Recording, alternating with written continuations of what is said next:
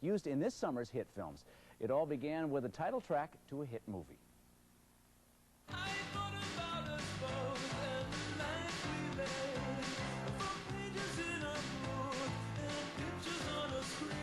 To his rock and roll fans, Danny Elfman is the lead singer of the offbeat pop band Oingo Boingo.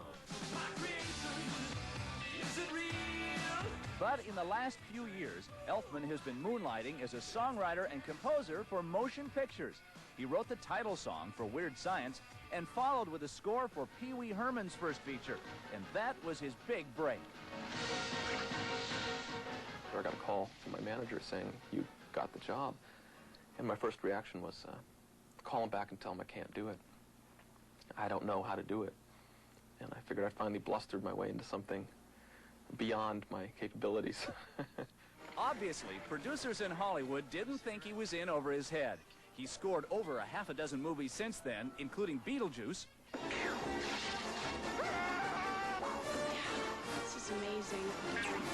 Midnight Run, and Big Top Pee-wee. The thing that's so striking about his film scores is that they do not necessarily have a contemporary sound. I'm very critical of the use of rock and roll in films in general. Everything we do in rock and roll is designed for the moment. You don't think about what it's going to sound like or how it'll hold up in 5 or 10 years. Sometimes it will, sometimes it won't, but it's not something you care about. But for film, I think that music should hold up.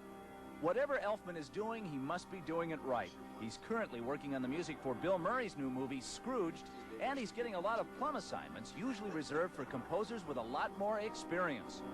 Looks like me, doesn't he? It's fun being the upstart in town.